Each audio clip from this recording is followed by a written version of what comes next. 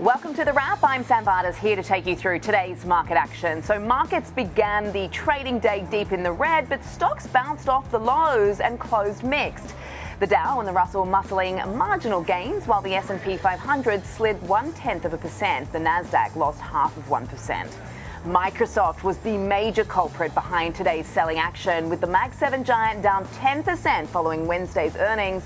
The company beat on the top and bottom line, but investors may have taken issue with the inline Azure cloud revenue.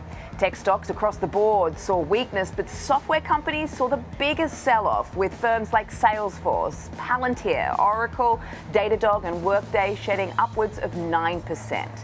Mag 7 earnings continued after hours, with Apple beating its earnings, record-breaking quarterly revenue of $143.8 billion past Wall Street's $138.4 billion estimates, backed by $85.3 billion in iPhone sales.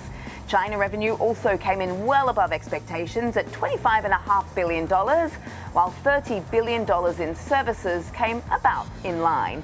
The company also announced that its installed base now totals 2.5 billion active devices.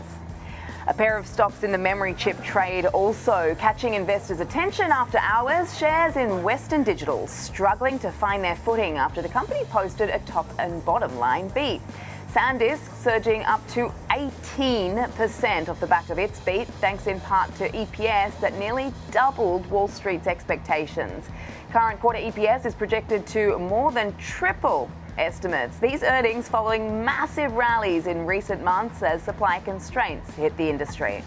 Watch for Chevron, American Express and SoFi earnings before Friday's opening bell. The latest PPI print will also offer more insight into the inflation picture. Until then, that'll do it for The Wrap. I'm Vadas. Remember to tune in 24/7 to schwabnetwork.com and subscribe to our YouTube channel.